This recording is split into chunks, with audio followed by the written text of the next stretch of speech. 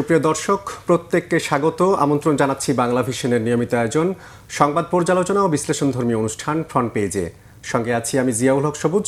আলোচনার জন্য আজকে স্টুডিওতে আমন্ত্রিত হয়েছেন জনাব মেহেদী হাসান পলাশ, সম্পাদক parbottyo.news.com। আজকের আলোচনায় আপনাকে স্বাগত জানাচ্ছি। ধন্যবাদ আপনাকে এবং বৈশাখী টিভির দর্শকদেরকে। আমরা বাংলা ভিশন দর্শকদেরকে সরি। দর্শক, আপনারা জানেন ফ্রন্ট পেজ মূলত আসলে আমরা দিনের যেসব আলোচিত সংবাদ প্রকাশ হয়ে থাকে সেগুলোকে বিশ্লেষণ করে থাকি। তাই আলোচনায় যাওয়ার আগে শুরুতেই দেখে নেব বিভিন্ন পত্রপত্রিকার সংবাদ শিরোনাম। শুরুতেই প্রথম আলো, তাদের প্রধান শিরোনাম গাফিলতি তাদের, হামে মৃত্যু শিশুদের। নিশ্চিত হামে আক্রান্ত, প্রতি মুহূর্তেই আক্রান্তের সংখ্যা বাড়ছে। রাষ্ট্রপতি নির্বাচন নিয়ে তারা একটি শিরোনাম করেছে, ফখরুলই বিএনপির প্রার্থী, তবে আগাম ঘোষণা করবে না দল। আরেকটি শিরোনাম, দিল্লিতে মোদির কাছে ঢাকার বার্তা, তুলে ধরলেন ত্রিবেদী, ফিরবেন দিক নির্দেশনা নিয়ে। দৈনিক আমার দেশের প্রধান শিরোনাম, বিনিয়োগ ছাড়াই বন্দরে কর্তৃত্ব পাচ্ছে ডিপি ওয়ার্ল্ড, প্রস্তাবিত চুক্তিতে রাজস্ব হারানোর শঙ্কা। আরেকটি শিরোনাম, মাহমুদুর রহমানের মন্তব্য প্রতিবেদন, তিনি লিখেছেন বাংলাদেশ ক্রিকেটের ভারতীয় দালাল তারকাদের বিষয়ে সতর্ক হন। দৈনিক ইত্তেফাকের প্রধান শিরোনাম, জ্বালানি সংকটে দেশে রেকর্ড লোডশেডিং, সক্ষমতা 29,000, উৎপাদন 12,500 মেগাওয়াট। 35 বছর পর রাষ্ট্রপতি নির্বাচনে ভোটাভুটি হতে যাচ্ছে। 20 আগস্ট সংসদ কক্ষে ভোট, গণনা থেকে ফল পর্যন্ত সরাসরি সম্প্রচার। দেশে ভিসার প্রযুক্তি উন্নয়ন কেন্দ্র স্থাপনের আহ্বান প্রধানমন্ত্রীর। দৈনিক সমকালের প্রধান শিরোনাম, তাদের শিরোনাম করেছে গ্যাস সরবরাহ আবার কমছে, বাড়ছে লোডশেডিং। জিপিএ 3-এর নিচে অর্ধেক শিক্ষার্থী, বৈষম্যের ইঙ্গিত। এসএসসির ফলাফল নিয়ে তারা এই শিরোনামটি করেছে। আরেকটি শিরোনাম, সারা দেশে লোডশেডিং, পোলট্রি, মৎস্য ও কৃষিখাত ধুঁকছে। দৈনিক যুগান্তরের প্রধান শিরোনাম, এখনও ঘুষ ও বদলি বাণিজ্য সহ নানা অভিযোগ, সেই পুরনো বৃত্তেই পুলিশ। রাষ্ট্রপতি পদে নির্বাচন, দলীয় সিদ্ধান্তের বাইরে ভোট দিলে এমপি পদ বাতিল, জানিয়েছেন চিফ হুইপ। ব্যক্তি নয়, ভারতকে জনগণের সঙ্গে সম্পর্ক করতে হবে, জানিয়েছেন তথ্য উপদেষ্টা। দৈনিক মানব জমিনের প্রধান শিরোনাম, চট্টগ্রামে 50 লাখ টাকা চাঁদা না পেয়ে ব্যবসায়ীর ভবনে গুলি। ইউপি দিয়েই শুরু হচ্ছে স্থানীয় সরকার নির্বাচন। 6,90,000 শিক্ষার্থী কি করবে, এসএসসির ফলাফল বিশ্লেষণ নিয়ে তারা এই শিরোনামটি করেছে। দৈনিক কালের কণ্ঠের প্রধান শিরোনাম, নদীর বালুতে সেমিকন্ডাক্টর, বিপ্লবের সম্ভাবনা, ইকোসিস্টেম তৈরিতে হবে বিশেষায়িত গবেষণা কেন্দ্র। দৈনিক কালবেলার প্রধান শিরোনাম, বিতর্কে জর্জরিত শিক্ষা মন্ত্রণালয়, একগুঁয়েমি সিদ্ধান্তে সমালোচনা, জানালেন জয়সওয়াল, শেখ হাসিনাকে প্রত্যর্পণের অনুরোধ খতিয়ে দেখা হচ্ছে। আরেকটি শিরোনাম, রাষ্ট্রপতি নির্বাচনকে ঘিরে মির্জা ফখরুলকে ঘিরে বিএনপির সব প্রস্তুতি। দৈনিক বাংলাদেশ প্রতিদিন, ভারপ্রাপ্ত হচ্ছেন রিজভী, ফখরুল রাষ্ট্রপতি, মহাসচিব কে, এই বিষয়টিকে নিয়ে তারা স্টোরি করেছে। টুকরো লাশে রহস্য, অনেক খণ্ডিত লাশের পরিচয় শনাক্ত হয় না, মেলে না খুনি। আরেকটি শিরোনাম, সেমিনারে মন্ত্রী ইকবাল হাসান মাহমুদ, জ্বালানি খাতে বেসরকারি বিনিয়োগ খুবই জরুরি। দৈনিক দেশ রূপান্তরের প্রধান শিরোনাম, কেন এত ফেল, দায়ীকে, এসএসসির ফল বিশ্লেষণ নিয়ে তাদের এই প্রতিবেদন। মানবতা বিরোধী অপরাধ, সিরিয়ার সাবেক প্রেসিডেন্ট বাশার আল আসাদের মৃত্যুদণ্ড, তারেক রহমানের সঙ্গে সাক্ষাৎ শেষেই দীনেশ ছুটলেন মোদির কাছে। দৈনিক নয়া দিগন্তের প্রধান শিরোনাম, এবার দোভাল গোর বৈঠক, সমীকরণ নিয়ে নজর সবার। হাসিনার প্রত্যর্পণ নিয়ে ঢাকার চাপের মধ্যেই দিল্লিতে ভারত যুক্তরাষ্ট্র নিরাপত্তা সংলাপ। সালমান আনিসুল মামলা, সাক্ষীকে হস্টাইল ঘোষণার পর সিদ্ধান্ত প্রত্যাহার। দৈনিক ইনকিলাব, তাদের প্রধান শিরোনাম, চীন মিয়ানমার বাংলাদেশ করিডোর বাস্তবায়নে অপরিহার্যতা বাড়ছে, শিল্পায়ন, বিনিয়োগ বাস্তবেই দৃশ্যমান। বিদেশি বিনিয়োগকারীদের সব ধরনের সহযোগিতা করতে প্রস্তুত, জানিয়েছেন তারেক রহমান। আরেকটি মন্তব্য প্রতিবেদন, হাসিনা ইস্যুতে ঢাকার কড়া বার্তা, দিল্লির চাণক্য নীতি ও প্রতিবেশীর দায়বদ্ধতা। দৈনিক বণিক বার্তা, বাজেটে আমদানি সুবিধা, কিছুদিন স্থিতিশীল থাকলেও এখন বাড়ছে প্রধান প্রধান ভোগ্যপণ্যের দাম। আরেকটি শিরোনাম করেছে চট্টগ্রাম বন্দরকে ঘিরে তারা, কারিগরি ত্রুটি না কাটতেই বৈরী আবহাওয়ায় সংকটে আরেক টার্মিনাল। এলএনজি নিয়ে দুর্ভোগ কাটছেই না, আবারও কমেছে সরবরাহ। ইংরেজি দৈনিক দ্য ডেইলি অবজারভার, তাদের main headlines, meets PM Tarique Rahman, AmCham pledges 5 billion more investment. আরেকটি শিরোনাম তারা করেছে family card census, allegations of corruption nepotism galore. আরেকটি শিরোনাম commentary, what kind of president we expect. New এজের প্রধান শিরোনাম, no end to monsoon road digging woes in city. Another headlines, LNG supply plunges again. আরেকটি শিরোনাম করেছে তারা মূল্যস্ফীতি নিয়ে, inflation drops to 8 months low at 8.32%। আমরা বিভিন্ন ধরনের খবর দেখলাম। আসলে হাতে গোনা কয়েকটি খবর বেশ গুরুত্বের সাথে তারা প্রচার করেছে। তার মধ্যে একটি হচ্ছে রাষ্ট্রপতি নির্বাচনকে ঘিরে।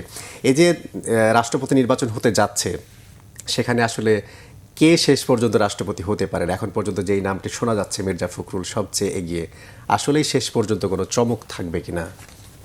ধন্যবাদ আপনাকে এবং বাংলা ভিশনের যে সমস্ত দর্শক দেখছেন এই মুহূর্তে, সবাইকে শুভ সকালে বা আসসালামু আলাইকুম। রাষ্ট্রপতি নির্বাচনের যে বিষয়টি, যেহেতু বিএনপি আপনার 2টা মনোনয়নপত্র তুলেছে এবং আপনি জানেন যে সংসদে বিএনপির 2/3 মেজরিটি রয়েছে, কাজে এটা পরিষ্কার যে এটা রাষ্ট্রপতি নির্বাচন বিএনপি থেকেই হচ্ছে, পরিষ্কার প্রথম। দ্বিতীয়ত হলো, আমরা এখন পর্যন্ত যে আলোচনা বিভিন্ন গণমাধ্যমে শুনছি বা আমাদের নিজস্ব সোর্সে শুনছি, মির্জা ফখরুল ইসলাম আলমগীর উঠবি, বাট এর বাইরে কোনো বিশেষ কোনো পরিকল্পনা আছে কি না, কারণ বিএনপির হাতে আরেকটি কার্ড রয়েছে, যেটা আরেকটি 2টি মনোনয়নপত্র নিয়েছে। হ্যাঁ, তো এটা একেবারেই হয়তো প্রধানমন্ত্রী তারেক রহমানের চমক, তিনি যদি দেখাতে চান তিনি দেখাতে পারেন। এটা যেহেতু দলীয়ভাবে বিএনপির স্ট্যান্ডিং কমিটি এ ব্যাপারে ফয়সালার দায়িত্ব প্রধানমন্ত্রীকে সরাসরি দিয়েছেন, কাজে এ ব্যাপারে আসলে চূড়ান্ত কথা উনিই বলতে পারেন। এবং আপনার নিশ্চয়ই মনে থাকবে, যখন এই যে সাবেক রাষ্ট্রপতি শাহাবুদ্দিন চুপ্পু যখন রাষ্ট্রপতি হন, তখন কিন্তু ক্যাবিনেট ডিভিশন নাম ডিক্লেয়ার করার আগ পর্যন্ত বাংলাদেশের কোনো মিডিয়া কোনো একটা সাসপেক্টও করতে পারে নাই এই নামটি আলোচনাতেই ছিল, এই নামটি কখনো কোনোভাবে আলোচনায় ছিল না। অনলি ক্যাবিনেট ডিভিশন যখন এই নামটা দিল এবং টিভির স্ক্রলে আসলো, তখন আমরা দেখতে পেলাম যে এখানে একটা চমক আছে। তো এখন প্রধানমন্ত্রী তারেক রহমান এই ধরনের কোনো চমকের পরিকল্পনা তার ভিতরে রেখেছেন কিনা, এটা একমাত্র তিনিই জানেন। এর বাইরে আসলে আমাদের কাছে এ পর্যন্ত যতটুকু তথ্য আছে, মির্জা ফখরুলই রাষ্ট্রপতি হচ্ছেন, আর বাকিটা একান্তভাবেই তারেক রহমানের ইচ্ছা। আর রাষ্ট্রপতি হওয়ার ক্ষেত্রে আমরা যেটা দেখছি যে দীর্ঘদিন পর ভোটাভুটি হতে যাচ্ছে, যেখানে বলা হচ্ছে 35 বছর পর রাষ্ট্রপতি নির্বাচনে সরাসরি ভোটাভুটি হতে যাচ্ছে, যেখানে বিরোধী দল তাদের প্রার্থী দিয়েছে, সরকারি দলের প্রার্থী তো থাকছেই। এই দলীয় সিদ্ধান্তের বাইরে গিয়ে আসলে কি এই রাষ্ট্রপতির পদে নির্বাচনে ভোট দেওয়ার কোনো সুযোগ রয়েছে? এখনও তো ভোটাভুটি হচ্ছে এটা বলা যাচ্ছে না, কারণ মনোনয়নপত্র কারোটাই জমা পড়ে নাই। মনোনয়নপত্র তোলা হয়েছে, এখন মনোনয়নপত্র জমা দেওয়ার পরে এবং প্রত্যাহারের সময়সীমা পার হয়ে যাওয়ার পরে বলা যাবে যে ভোটাভুটি হচ্ছে কি হচ্ছে না। এটা হলো প্রথম কথা। আর দ্বিতীয় হলো যে আপনি জানেন যে আমাদের সংবিধানে যে আর্টিকেল 70 আছে, সেইখানে রাষ্ট্রপতি নির্বাচনে এখন পর্যন্ত এই বিদ্যমান যে সংবিধান আছে, সেই সংবিধানে রাষ্ট্রপতি নির্বাচনে দলের সিদ্ধান্তের বাইরে কারোর ভোট দেওয়ার সুযোগ নেই। যদি তিনি ভোট দেন, তার সংসদ সদস্যপদ তিনি হারাবেন। সেটা ফাইন্ড আউট হবে কিভাবে যদি গোপন ব্যালটেই ভোট হয়? গোপন ব্যালটে ভোট হবে না, রাষ্ট্রপতি নির্বাচন সংসদ কক্ষেই হয়। হ্যাঁ, সংসদ কক্ষেই হয়, ব্যালট বক্স। তো কাজেই এইটাতে গোপন হবে না, এটা সংসদ কক্ষেই হবে। তো কাজেই এখানে ওই সুযোগটা নাই। দ্বিতীয়ত হলো যে, এবং প্রত্যেক সদস্য তার নাম উল্লেখ করেই ভোট দেবেন, তো কাজেই এখানে ওই সুযোগটা নেই এবং এটা কোনো হবে না। কাজেই যদিও জুলাই সনদে বিএনপি নিজে থেকেই এই প্রস্তাবটা করেছে যে রাষ্ট্রপতি নির্বাচনে দলের সিদ্ধান্তের বাইরেও ভোট দিতে পারবে। এই বর্তমান সংবিধান যখন বিএনপি সংশোধন করবে, যদি সেটাতে এই ধারাটা থাকে বা রাখা হয়, তাহলে পরবর্তী পার্লামেন্টে হয়তো আমরা এরকম দেখতে পারি যে রাষ্ট্রপতি নির্বাচনে একটা অত্যন্ত প্রতিদ্বন্দ্বিতামূলক নির্বাচন হতে যাচ্ছে, যেখানে দলের সদস্যরা তাদের ব্যক্তিগত পছন্দ, অনেক সময় ট্রেড হর্সিং বলে আমরা যে কথাটা বলি, সে ধরনের ব্যাপারগুলো আসতে পারে। বাট আপাতত আমি মনে করি যে এইটা একটা নিরানন্দ নির্বাচন, যেখানে বিএনপি যাকে দেবে বা তারেক রহমান যাকে দেবেন তিনি নির্বাচিত হবেন। আচ্ছা, এই জায়গায় একটা প্রশ্ন করে রাখি যে সাধারণত যা আমরা যেটা জানি যে যারা একক সংখ্যাগরিষ্ঠ দল, বিএনপি যাদের সংখ্যাগরিষ্ঠ, এবং তারা তাদের ভোটের প্রার্থী নির্বাচিত হবে, কিন্তু তাহলে বিরোধী দল কিংবা তাদের পক্ষ থেকে আসলে এই প্রেসিডেন্ট ক্যান্ডিডেট দেওয়ার কারণটা কি? তারা তো জানে যে সরকার দল আমার থেকে? ব্যক্তিগতভাবে মনে হয় যে আমরা যখন এই নির্বাচনে যখন জোট হয়, হ্যাঁ, তো সেই জোটে আপনি দেখেন এলডিপি নেতা কর্নেল অবসরপ্রাপ্ত অলি আহমেদ তিনি কিন্তু বিএনপির সাথেই জোট করে আন্দোলন করেছেন, ফ্যাসিস্ট বিরোধী যে আন্দোলনটা ছিল তিনি ছিলেন, কিন্তু শেষ মুহূর্তে তিনি গিয়ে জামাতের সাথে জোট করলেন এবং জোটের আলোচনা, ভোটের আলোচনা তিনি পুরো পর্বেই বিএনপির সাথে ছিলেন, কিন্তু অনেকটা চমকের মতো শেষ মুহূর্তে সেখানে কিন্তু আমরা শুনেছিলাম যে এই জোটে যোগ দেওয়ার মানে অন্যতম শর্ত হলো যে জামাত জোট জিতলে কর্নেল অলিকে রাষ্ট্রপতি করা হবে। হ্যাঁ, তো জামাত আসলে আমরা যদি আপনি নিশ্চয়ই এটা মনে আছে আপনার, তো জামাত আসলে সে তার প্রতিশ্রুতি রক্ষা করছে যে আমরা বলেছিলাম যে আমরা রাষ্ট্রপতি জিতলে আমরা রাষ্ট্রপতি নির্বাচন করব, যেহেতু জিতি নাই আমরা আপনাকে ক্যান্ডিডেট করে আমরা আমাদের কথা রক্ষা করলাম। আমি বিষয়টাকে আসলে এভাবেই দেখি, হ্যাঁ, যে এটা আসলে ওই তার কথা রক্ষার একটা ব্যাপার। আর হয়তো কর্নেল অলিরও একটা ব্যাপার থাকতে পারে, কারণ উনি একজন মুক্তিযোদ্ধা, খেতাবপ্রাপ্ত বীর মুক্তিযোদ্ধা, মুক্তিযোদ্ধা হিসাবে তার একটা মানে অন্য অনেক কিছু নিয়ে তার বিভিন্ন সময়ে অনেক বিতর্ক আছে, কিন্তু একজন খেতাবপ্রাপ্ত বীর মুক্তিযোদ্ধা এবং যারা মুক্তিযুদ্ধ শুরু করেছেন তাদের মধ্যে তিনি অন্যতম। তো সেই জায়গা নিয়ে কিন্তু তার কোনো বিতর্ক নাই। তো সেই জায়গা থেকে তিনি এই যেখানে তিনি জিততে পারবেন না, যে তার কোনো সম্ভাবনা নেই, সেখানে তিনি হতে চাইলেন কেন, তাই না? আমাদের দেশে কিন্তু এরকম দেখবেন যে চেয়ারম্যান পদে ইলেকশন করাটা, এমপি পদে ইলেকশন করাটাও থাকে যে উনি এমপি ক্যান্ডিডেট ছিলেন, উনি চেয়ারম্যান ক্যান্ডিডেট ছিলেন, এবং আপনি দেখেছেন যে আমি প্রধানমন্ত্রীর বিরুদ্ধে ইলেকশন করছি, এরকম একটা দেখছেন তো ইলেকশনের আগে। তো উনি এই যে একটা নামের আগে মানে একটা অভিধা যুক্ত হলো যে উনি রাষ্ট্রপতি পদে নির্বাচন করেছিলেন। হয়তো কর্নেল অলি এটুকু চান, আমার নিজের কাছে মনে হচ্ছে হয়তো এটুকুও তিনি তার নামের ডেজিগনেশনের পিছনে বা তার বায়োগ্রাফিতে এটা যুক্ত, রাষ্ট্রপতি প্রার্থী ছিলেন, উনি রাষ্ট্রপতি প্রার্থী ছিলেন বা রাষ্ট্রপতি পদে প্রতিদ্বন্দ্বিতা করেছিলেন। আদারওয়াইজ এখানে এটার কোনো সুযোগ তো আর নাই। তো আমার মনে হয় উনি হয়তো এটাই চান। জি, আরেকটি দেখলাম যে প্রধানমন্ত্রী তারেক রহমানের ভারত সফর নিয়ে বেশ আলোচনা হচ্ছে। ভারতের প্রধানমন্ত্রী নরেন্দ্র মোদী তাকে আনুষ্ঠানিকভাবে আমন্ত্রণও জানিয়েছেন। এখনকার যে রিলেশনটা আমরা দেখছি তাতে কি মনে হয় তারেক রহমান ভারতে যাবেন? তিনি তো বিমস্টেকেরও চেয়ারম্যান, সেই হিসাবে কি আসলে কি ভারতে সেই যে সম্মেলন হতে যাচ্ছে ব্রিক্সের, সেখানে কি অংশ নিতে পারেন? দেখেন, প্রথম কথা হলো যে এই যে সিচুয়েশনটা আমরা এখন দেখছি, আমি একজন মানুষ হিসাবে, একজন বাংলাদেশি হিসাবে আমি অত্যন্ত গর্বিত যে বহু বছর পরে আমরা দেখেছি যে মানে বাংলাদেশের নেতারা, প্রধানমন্ত্রী মানে ভারত কোনো রকম একটু ডাক দিলেই চলে যান, এবং ভারত ডাক না দিলেও আমরা ভারতে যাওয়ার জন্য তদবির করি, আমন্ত্রণের প্রত্যাশা করি বা তদবির করি, সেখানে লবিং করি। আমাদের মন্ত্রীরা, আমাদের এমপিরা ভারতে গিয়ে ঘুরে ঘুরে অপেক্ষা করে, দিল্লিতে ঘুরেন যে ওনার সাথে একটু দেখা করা যায়, ওনার সাথে একটু দেখা করা যায় কিনা। সেই জায়গা থেকে ইতিহাসে বহু বছর পর আমরা এই প্রথমবারের মতো মানে দেখতে পাচ্ছি যে ভারত তার সর্বোচ্চ মানে সম্বর্ধনা নিয়ে প্রস্তুত বাংলাদেশের প্রধানমন্ত্রীকে মানে সে দেশে আমন্ত্রণ জানানোর জন্য, রিসিভ করার জন্য। কিন্তু বাংলাদেশের প্রধানমন্ত্রী যাবেন কিনা এই সিদ্ধান্ত এখনো জানাচ্ছেন না। ভারত একের পর এক কূটনীতিক পাঠাচ্ছে, আমাদের রাষ্ট্রদূতদেরকে দিয়ে, তাদের সরকারি অফিসিয়ালসদের পাঠাচ্ছে, তাদের রাষ্ট্রদূতকে দিয়ে অফার করছে, এবং তাদের মিডিয়াগুলো প্রচার করছে যে আমরা আন্তরিকভাবে চাই। কিন্তু Bangladesh is now in upper hand. এই পরিস্থিতিটা আমি একজন বাংলাদেশি হিসাবে আমি কিন্তু মানে খুব গর্ব অনুভব করি, কারণ আমরা তো চাই ভারতের সাথে বাংলাদেশ এই যে সমমর্যাদার ভিত্তিতে থাকুক, সহাবস্থান করুক, সমমর্যাদার ভিত্তিতে সুসম্পর্ক বজায় রাখুক। এই পরিস্থিতিটা কিন্তু আমাকে মনে হচ্ছে যে আমরা বহু বছর পর সেই সমমর্যাদার অবস্থানে নিজেদেরকে দাঁড়াতে পেরেছি, এবং বর্তমান প্রধানমন্ত্রী বাংলাদেশকে দাঁড় করাতে পেরেছেন। এই জায়গাটা একজন বাংলাদেশি হিসেবে আমার জন্য গর্বের। আমি মনে করি 18 কোটি বাংলাদেশি এটা নিয়ে গর্বিত, এবং তাদের গর্বিত হওয়া উচিত। এই সিচুয়েশনটা বিরাট একটা ব্যাপার, বিরাট একটা পরিবর্তন। হ্যাঁ, যেখানে আমার বলা হতো যে স্বামী স্ত্রীর সম্পর্ক, যেখানে বলা হতো যে ভারতের সাথে গিয়েছি, কি বৈঠক করে এসেছি, ভারত অনুমতি না দিলে আমি বলতে পারবো না।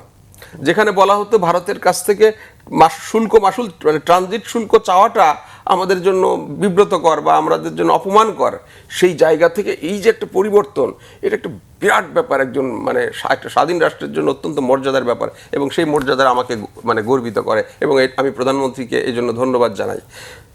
এখন উনি যাবেন কিনা, আপনি যেটা প্রশ্ন করেছেন, উনি যাবেন কিনা এই বিষয়টি এখন পর্যন্ত ক্লিয়ার করেন, এবং আপনি দেখেন ভারত কিন্তু একটা কৌশল অবলম্বন করেছিল যে তারা বাংলাদেশের প্রধানমন্ত্রীকে তারা প্রধানমন্ত্রী হিসেবে আমন্ত্রণ জানায়নি, তারা জানিয়েছিল বিমস্টেকের, এবং বাংলাদেশ কিন্তু এই ফাঁকিটা ধরতে পেরেছে, এবং এই ফাঁকিটা ধরে তারা কিন্তু এটা আইডেন্টিফাই করেছে এবং বলেছে, এবং পরবর্তীকালে এখন কিন্তু আবার ভারত বলছে যে না, তারা কারেকশন করেছে। দ্যাট ইজ অ্যানাদার আমাদের অর্জন, দ্যাট ইজ অ্যানাদার আমাদের একটা গর্বের ব্যাপার যে আমরা ভারতের যে ফাঁকিটা, হয়তো ওই সময় আমরা প্রধানমন্ত্রী যদি চলে যেতেন ওইভাবেই, ভারতের মিডিয়া তখন বা আওয়ামী লীগ যারা ফ্যাসিস্ট পতিত তারা হয়তো বলতো যে উনি তো প্রধানমন্ত্রী, ভারত তো প্রধানমন্ত্রী হিসেবে তাকে স্বীকারই করে নাই, সে গেছে বিমস্টেকের চেয়ারম্যান হিসেবে, এই ক্যাম্পেনিংটা হতো। কিন্তু বাংলাদেশ রাইটলি এটা পয়েন্ট আউট করেছে এবং বলেছে। এখন গতকাল যে রণধীর জয়সওয়াল ভারতের পররাষ্ট্র মন্ত্রণালয়ের মুখপাত্র, তিনি বললেন যে না, আমরা দুভাবেই তাকে আমন্ত্রণ জানিয়েছি। তারপরেও আমরা দেখছি যে বাংলাদেশ এখন পর্যন্ত কিন্তু কনফার্ম করে নাই যে মানে তারা যাবে। তো এটা আমি মনে করি যে বাংলাদেশের কিছু টার্মস, এবং শুধু তাই না, আমরা শর্ত বেঁধে দিচ্ছি, প্রিকন্ডিশন বেঁধে দিচ্ছি। আপনি বুঝতে পারেন যে কোন জায়গায় বাংলাদেশ, এই তারেক রহমান বাংলাদেশকে নিয়ে গেছেন, মানে আমরা এখন প্রিকন্ডিশন বেঁধে দিচ্ছি যে হাদিকে ফেরত দিতে হবে, হাদির হত্যাকারীকে ফেরত দিতে হবে, এবং শেখ হাসিনার প্রত্যাবর্তনের ব্যাপারে নিশ্চিত বলতে হবে, এবং হয়তো এর বাইরে আরো অনেক টার্মস অ্যান্ড কন্ডিশন থাকতে পারে যে টার্মসগুলো দিচ্ছি প্রিকন্ডিশন হিসাবে। আমরা গেলাম, ঘুরে আসলাম, ওই যে কি বলে এয়ারপোর্টে গিয়ে নাচানাচি করলাম, এই জায়গাটাতে নাই। আমরা দেখেছি আমাদের প্রধানমন্ত্রীকে কেউ রিসিভও করতে আসে নাই একটা সময় পর্যন্ত, তাই না? সেই জায়গা থেকে এখন ভারতের প্রধানমন্ত্রী নিজেই এয়ারপোর্টে রিসিভ করার জন্য অফার দিয়ে বসে আছে, আমরা যাচ্ছি না। কিন্তু তাদের এত প্রস্তুতি, এত আন্তরিকতা, এরপরেও কেন তারা শেখ হাসিনাকে ভারতের মাটিতে সংবাদ সম্মেলন করতে দিল? এখন আমি আপনাকে বলি, শেখ হাসিনা ভারতের জন্য একটা অ্যাসেট। বিশ্বের কোনো দেশ কখনোই অ্যাসেট ফেলে দেয় না, এবং শেখ হাসিনা অত্যন্ত বড় একটা অ্যাসেট, যে অ্যাসেটটাকে তারা দীর্ঘদিন ধরে তৈরি করেছে। শেখ হাসিনাকে ভারত কখনোই এই অ্যাসেট ভারত, আমরা রাষ্ট্র হিসাবে আপনি দেখেন আমাদেরও কিছু এখানে ছিল, এই যে ভুলগুলো আমরা করেছি, আমরা আমাদের অ্যাসেটগুলোকে ধরে ধরে ভারতের হাতে তুলে দিয়েছি। হ্যাঁ, তো এই যে এইটা ফলে আমাদের হাতে এখন কোনো কার্ড নাই, আমাদের হাতে কোনো অ্যাসেট নাই। সেই জায়গা থেকে শেখ হাসিনার মতো একটা অ্যাসেট, এবং আপনি জানেন যে এই পতিত আওয়ামী লীগ পতিত হয়ে যাওয়ার পরে প্রায় লক্ষাধিক আওয়ামী লীগের মন্ত্রী, এমপি, নেতা, কর্মী, প্রত্যেকটা জেলা উপজেলা পর্যায়ের যে নেতা কর্মীরা গেছে, ভারতে পালিয়ে আছে, এরা প্রত্যেকটা কিন্তু এক একটা ভারতের অ্যাসেট হয়ে পরিণত হয়েছে। এরা যদি আল্লাহ না করুন বাংলাদেশে ফেরত আসেন, পুরো বাংলাদেশ ভারতের অ্যাসেট দ্বারা, এরপরে আর আপনার এখানে রয়ের কোনো নেটওয়ার্কের প্রয়োজন হবে না। এরাই প্রত্যেকে নেটওয়ার্ক হিসেবে কাজ করবে, কারণ 2 বছর তারা অলরেডি ভারতে আছে, তাদের প্রত্যেকের ডায়াগনোসিস তাদের করা হয়ে গেছে, তাদের ডিএনএ সম্পর্কে তাদের ধারণা হয়ে গেছে, এবং তারা যেভাবে তাদেরকে মানে মনিটরিং করা দরকার বা তাদেরকে অ্যাসেটে পরিণত করা দরকার, তাদেরকে ব্ল্যাকমেইলিং করার জন্য যা যা রাখা দরকার তাদের হাতে, এগুলো তারা সব তৈরি করে ফেলেছে। কাজে এরপরে পরিণতিটা কি হতে হবে যদি কোনোদিন তারা ফেরত আসে, এটা কিন্তু খুব আশঙ্কার একটা ব্যাপার। সেই জায়গা থেকে শেখ হাসিনা এমন একটা অ্যাসেট, শেখ হাসিনাকে কখনোই ভারত ফেরত দেবে না, নাম্বার 1। নাম্বার 2 হলো, তারা ভেবেছিল এটাকে একটা কার্ড হিসেবে খেলতে। হ্যাঁ, যে কার্ড, যেটা কথা সালাউদ্দিন আহমেদ বলছেন যে আপনি শেখ হাসিনা কার্ড খেলবেন আবার সুসম্পর্ক চাইবেন, এটা হতে পারে না। তারা একটা কার্ড হিসেবে খেলতে চেয়েছিল, তারা একটা মনস্তাত্ত্বিক গেম হিসেবে খেলতে চেয়েছিল, যে আমরা হয়তো কথা বলতে দিয়ে আমরা হয়তো বাংলাদেশের উপর একটা মনস্তাত্ত্বিক চাপ সৃষ্টি করতে পারবো। কিন্তু বাংলাদেশ সেই কার্ডটাকে আবার ট্রাম্প কার্ড, ওভার ট্রাম্প করেছে। তারা যদি ট্রাম্প করে, বাংলাদেশ ওভার ট্রাম্প করেছে। তো সেই জায়গাটা একটা ব্যাপার। এখন হয়তো আমরা যেটা আলোচনা শুনতে পাচ্ছি, আপনি যেটা এখানে একটা পত্রিকার শিরোনাম বললেন যে এখন এখান থেকে সার্জিও গড় যাওয়ার পরে এখন লাস্ট আমি ভারতীয় একটা মিডিয়াতে দেখলাম যে পরপর 3 দিন অজিত দোভালের সাথে বৈঠক করেছে। এবং আমরা ঠিক এই আমেরিকা থেকে প্রকাশিত সাপ্তাহিক ঠিকানা পত্রিকা একটা নিউজ দেখেছিলাম যে বাংলাদেশ থেকে এখানে যাওয়ার পর, আপনি জানেন যে সার্জিও গড় যাওয়ার পরই কিন্তু দীনেশ ত্রিবেদী ফিরে গেছে। দীনেশ ত্রিবেদী ফিরে গিয়ে দিল্লির মানে যিনি ভারতের প্রধানমন্ত্রী মোদির সাথে কথা বলেছেন, এবং মোদি বলেছেন যে এই ব্যাপারে হাসিনা দিদি কি বলেন তার মতামত নেন। এবং সেখানে তারা একটা পরিকল্পনা করেছে, যেটা ঠিকানায় স্পেসিফিকভাবে বলেছে, সেখানে আলোচনার একটা বিষয় ছিল যে শেখ হাসিনাকে দিল্লিতে রেখে ভারতের সাথে বাংলাদেশের সম্পর্কের ভিতরে এই যে মানে একটা চোখের বালির মতো পরিস্থিতি সৃষ্টি হয়ে যাচ্ছে, এটা কিভাবে উতরানো যায়, তার একটা অংশ হিসাবে এক প্রস্তাব ছিল যে শেখ হাসিনাকে আমেরিকাতে পাঠানো যায় কিনা। সেখানে সার্জিও গর বলেছে যেহেতু শেখ হাসিনার বিরুদ্ধে মানবতা বিরোধী অপরাধ প্রমাণিত হয়েছে এবং হিউম্যান রাইটসের রিপোর্টে এটা প্রমাণিত, কাজেই ভারত এই আমেরিকা এই ধরনের লোককে মানে আশ্রয় দিতে পারে না। বাট একটা বিকল্প প্রস্তাব নাকি দিয়েছে যে যদি মানে হেলথ গ্রাউন্ডে যে তিনি আমেরিকাতে চিকিৎসার জন্য যাবেন, ডাক্তার যদি এই ধরনের প্রেসক্রাইব করে তাহলে এটা হতে পারেন। এবং সেটার কারণ হিসাবে সেখানে শেখ হাসিনা একটা জায়গাতে শেখ হাসিনা, অমিত শাহ, মোদি, দীনেশ ত্রিবেদী এবং ডাক্তার দেবী শেঠি, ভারতের বিখ্যাত মানে কার্ডিয়াক সার্জন, হ্যাঁ, তাকে নিয়ে আসা হয়েছে ওই হেলথ গ্রাউন্ডটা চেক করার জন্যে এবং নিয়ে একটা বৈঠক সেখানে হয়েছে। তো এইটা এই যে নিউজটা আপনি পড়লেন যে মানে এই যে 3 দিন ধরে তাদের ভিতরে যে আলোচনা হচ্ছে সার্জিও গর এবং অজিত দোভাল, আপনি জানেন যে ভারতের মিডিয়াতেই লেখা হয়েছে যে বাংলাদেশের বিষয়টি এখন কিন্তু ভারতের পররাষ্ট্র মন্ত্রণালয় দেখছে না, এখন বাংলাদেশের বিষয়টি সরাসরি মানে মোদির টেবিলে এবং অজিত দোভাল নিজে এটা দেখাশোনা করেন। তো কাজেই সেই আলোচনাটা কিন্তু এখানে বাংলাদেশ বিষয় নিয়ে হচ্ছে কিনা, শেখ হাসিনাকে অন্য তৃতীয় কোনো দেশে পাঠিয়ে দিয়ে এই চাপটা মোকাবেলার কোনো প্রক্রিয়া আছে কিনা, এটা হয়তো আরও কিছুদিন গেলে আমরা বুঝতে পারবো। জি, আমরা দেখলাম গতকালকে প্রধানমন্ত্রীর সাথে অ্যামচেমের যেই নির্বাচিত কমিটি তারা দেখা করেছেন এবং তারা নতুন করে বাংলাদেশে $5 বিলিয়ন বিনিয়োগের আশ্বাসও দিয়েছেন। প্রধানমন্ত্রীও তাদেরকে সব ধরনের সহায়তার আশ্বাস দিয়েছেন যাতে ইনভেস্টমেন্টের ক্ষেত্রে কোনো ধরনের বাধা বিপত্তি না হয়। কিন্তু আমাদের দেশে দীর্ঘদিন ধরে চলে আসা গ্যাস বিদ্যুতের সংকট কিংবা এই যে এই বিনিয়োগ সংক্রান্ত কলকারখানা স্থাপন সংক্রান্ত যে সব দীর্ঘসূত্রিতা রয়েছে সেগুলো আসলে কি হবে? এই যে আমরা এত বড় ইনভেস্টমেন্টের আশ্বাস পাচ্ছি সেটা কি ঠিকমতো কাজে লাগানো সম্ভব? দেখেন এখানে কতগুলো ব্যাপার আছে। সেটা হলো যে গ্যাসের সংকটটা যদি আমরা বলি, গ্যাসের সংকটটা বিগত ফ্যাসিস্ট আমলের মানে তৈরি করা, তারা সেই সময় একটা ন্যারেটিভ তৈরি করেছে যে আমাদের গ্যাস যদি ফিরে যায়, মিডিয়ার সহযোগিতায় একটা আমাদের গ্যাস যদি ফুরিয়ে যায় তাহলে তো আমরা রিজার্ভ যেটা আছে দেশের মধ্যে তাহলে আমরা কি করব। আমরা তখন লেখালেখি করেছিলাম যে এই গ্যাস মানে ফোরাবে না, কারণ উল্টা পৃথিবীতে মানে বিকল্প জ্বালানি কিন্তু খুব দ্রুত চলে আসছে। তো একটা সময় গিয়ে এই জ্বালানিগুলো থাকবে না, হাইড্রোকার্বনের এই জ্বালানি, এটা পরিবেশ দূষণের যে ব্যাখ্যাটা এখন আসছে এটা থাকবে না। কিন্তু তারা এটা ডেলিভারেটলি করেছে তাদের আলিগার্কদেরকে, এই যে এলএনজি আমদানির মাধ্যমে তাদের আলিগার্কদেরকে সুবিধা দেওয়ার মাধ্যমে এটা করেছে এবং আপনি দেখেন কারা সুবিধা পেয়েছে সেই সময়ে। তো সেই জায়গাটা কিন্তু তৈরি করেছে। এখন বাংলাদেশ আপনার সেই জায়গা থেকে ফিরে এসে বাংলাদেশ কিন্তু খুব দ্রুত চেষ্টা করছে যে নিজস্ব যে আমাদের যে রিজার্ভার আছে সেই রিজার্ভারগুলো থেকে গ্যাস তুলতে। আমি মনে করি যে এটা বিনিয়োগ বা এই সংকট তো রাতারাতি যায় না। তো সেক্ষেত্রে হয়তো এই বিষয়টি মানে যখন এই মানে রিজার্ভারগুলো থেকে গ্যাস আসা শুরু করবে তখন সংকটটা মোকাবেলা হয়ে যাবে। গ্যাসের সংকটের আরেকটা বড় কারণ, এটা শুধু বাংলাদেশ না সারা বিশ্বব্যাপী হচ্ছে, সেটা হলো যে এই যে মানে যুদ্ধের কারণে সারা বিশ্বেই এবং ইভেন আমেরিকান রিজার্ভ আর বোধহয় কয়েকদিন আছে, তারা বলছে যে 3 মাসের বেশি তাদের রিজার্ভ সংকটে নাই, তো যারা সংকটে আছে। তো সেই জায়গাগুলো থেকে এটা একটা বিষয়। আরেকটি বিষয় হলো যে আমাদের বিনিয়োগের প্রতিবন্ধকতা জমি প্রাপ্তি। আপনি জানেন বাংলাদেশ খুবই ঘনবসতি দেশ, এখানে খাস জমি যেটাকে শিল্পের জন্য ব্যবহৃত করা যায় এ ধরনের জমি কিন্তু নাই এবং যারা বিনিয়োগ করেন তারাও এমন জায়গাতে জমি চান সেগুলো দেখা যাচ্ছে যে হয়তো না বেশিরভাগ ক্ষেত্রেই বিভিন্ন পাবলিকের জায়গা। আমাদের মানুষদের একটা প্রবণতা যে সামান্য জমি সেটাও যদি চলে যায় সে কোথায় যাবে, কিভাবে যাবে, এগুলোর ব্যাপার আছে। তো সেই লজিক্যাল জায়গা একটা মীমাংসাটা, এই প্রতিবন্ধকতাটা আমাদের আছেই, এটা থাকবে এবং এই বাস্তবতা মেনেই চলবে। কিন্তু আবার আমি বলি, দেখেন প্রধানমন্ত্রী চায়না থেকে আসার পরে চাইনিজ একটা বিনিয়োগের বিপুল পরিমাণ প্রস্তাবনা আসছে। ইতিমধ্যে চাইনিজ ইকোনমিক জোনে অলরেডি কাজ শুরু হয়ে গেছে এবং ফলে কাউন্টারে কিন্তু একটা ব্যালেন্সিভ এই যে আমেরিকান যেগুলো আছেন এবং সার্জিও গোরা যাওয়ার পরে উনি বলেছেন যে খুব তাড়াতাড়ি বোধহয় 45 জন বিনিয়োগকারী মানে আসবেন বাংলাদেশে, ব্যবসায়ীরা আসবেন বাংলাদেশে। এখানে অ্যামসাম বললেন $5 বিলিয়ন, এটা একটা অনেক বড় ব্যাপার। সেই বিষয়গুলো মানে যাতে খুব দ্রুত হয়, আমাদের আমলাতান্ত্রিক জটিলতা একটা আছে, এটা মিনিমাইজ করার জন্য অলরেডি প্রধানমন্ত্রী এই বিনিয়োগ বোর্ডটাকে ঢেলে সাজিয়ে বিনিয়োগ রিলেটেড সমস্ত যে অফিসগুলো আছে সবগুলোকে একটা জায়গায় এনে বিনিয়োগ বাংলাদেশ নামে একটা আলাদা প্রতিষ্ঠান করতে যাচ্ছেন, যে মানুষ যাতে একই প্রতিষ্ঠানে ওয়ান স্টপ সার্ভিসটা এক জায়গা থেকে করতে পারে, একটা ফ্লোর মানে আরেকটা অফিসে দৌড়াতে না পারে, এই অফিস থেকে সব কাজটা করতে পারে। সেই জায়গা থেকে আমি মনে করি, এবং আরেকটা বিষয় গুরুত্বপূর্ণ হলো যে বর্তমান প্রধানমন্ত্রী কোনো একটা কাজ কাউকে দিলে তিনি আবার সেটা ফলো আপ করেন। ফলে এটা অমুক দিন ঠিক আছে, অমুক দিন আবার তাকে জিজ্ঞাসা করেন তো আপনার এটা কাজটা হলো কিনা, কতটুকু হলো।